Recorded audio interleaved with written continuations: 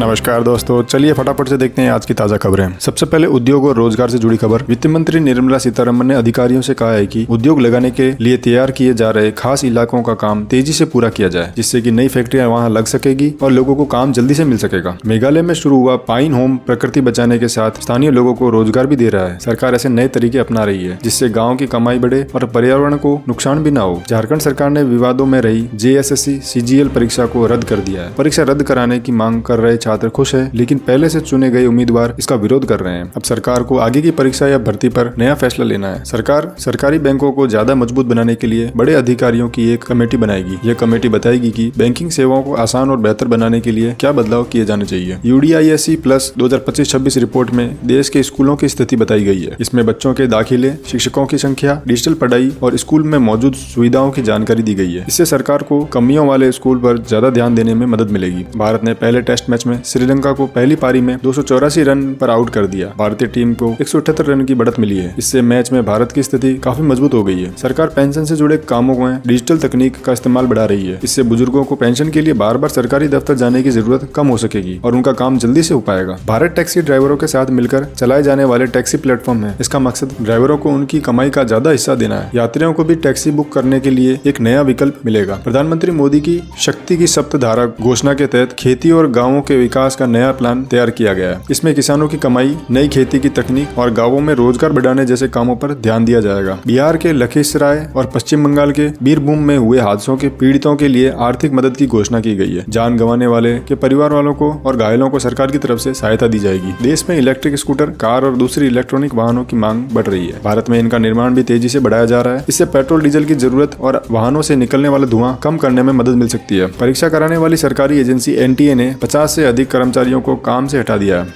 यह कदम परीक्षा व्यवस्था में सुधार के लिए उठाया गया है। इसका मकसद पेपर लीक और परीक्षा में होने वाली गड़बड़ियों को रोकना है। 36 देशों में किए गए एक सर्वे में भारत को लेकर लोगों की राय पूछी गई। इस सर्वे के अनुसार श्रीलंका के लोगों की भारत के प्रति सोच सबसे ज्यादा अच्छी पाई गई है। यह दोनों देशों के मजबूत रिश्तों का अच्छा संकेत है। एक नई रिपोर्ट के अनुसार साल 2015 से 2026 के बीच भारत की डीप टेक कंपनियों में $11.4 अरब का निवेश आया है। डीप टेक में AI, रोबोट, अंतरिक्ष और नई वैज्ञानिक तकनीक पर काम करने वाली कंपनियां शामिल होती है। इससे देश में नई तकनीक और रोजगार बढ़ सकते हैं।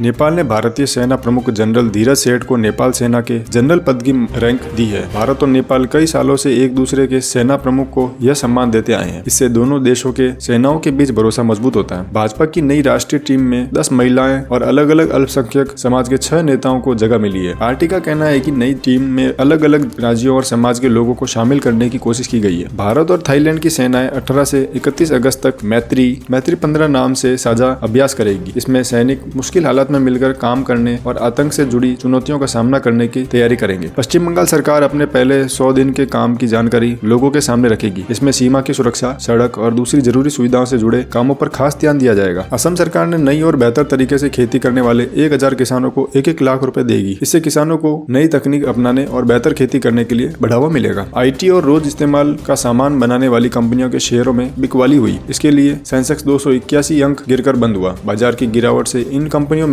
पैसा लगाने वाले लोगों को नुकसान हुआ है। केरल का विझिंजम बंदरगाह अब पूरी तरह काम करना शुरू करेगा। यह देश का पहला ऐसा बंदरगाह है जहां बहुत बड़े कंटेनर जहाज आ सकते हैं। इससे विदेश व्यापार तेज होगा और माल ढुलाई का खर्च कम हो सकेगा। त्योहारों और छुट्टियों के समय हवाई टिकटों में दाम बहुत ज्यादा बढ़ाने पर सुप्रीम कोर्ट ने नाराजगी जताई है। कोर्ट ने कहा है कि विमान कंपनियों को किराए से जुड़े नियम मानने होंगे। नियम तोड़ने पर उनके खिलाफ सख्त कार्रवाई हो सकती है। ब्रिक्स देशों की बैठक में मौसम में हो रहे बदलाव, प्रदूषण और पर्यावरण बचाने पर चर्चा हुई। देशों ने विकास के काम करते समय प्रकृति की सुरक्षा का ध्यान रखने और मिलकर समाधान खोजने की बात कही। वरिष्ठ अधिकारी अनुराग जैन ने नीति आयोग के नए CEO का पद संभाल लिया है। नीति आयोग केंद्र और राज्यों के विकास से जुड़े प्लान बनाने में सरकार की मदद करता है। उनके अनुभव का इस्तेमाल नई सरकारी योजनाएं बनाने में होगा। सात्विक सोलर कंपनी ओडिशा के गोपालपुर में 3.6 गीगावाट क्षमता का सोलर सेल प्लांट लगाएगी। यहाँ सौर ऊर्जा के उपकरण बनाए जाएंगे। इससे साफ बिजली का उत्पादन और स्थानीय रोजगार बढ़ सकता है। इंडोनेशिया में आए 7.7 तीव्रता के भूकंप से मरने वालों की संख्या 53 हो गई है। राहत टीमें में मलबे में दबे लोगों को खोज रही है। भूकंप से कई घरों और इमारतों को भारी नुकसान पहुंचा। वित्त मंत्री निर्मला सीतारमण के अनुसार भारतीय बैंकों का एनपीए अब तक के सबसे निचले स्तर पर पहुंच गया है। एनपीए का मतलब ऐसा कर्ज है जिसकी किस्त लंबे समय से वापस नहीं मिली हो। इसमें कमी आना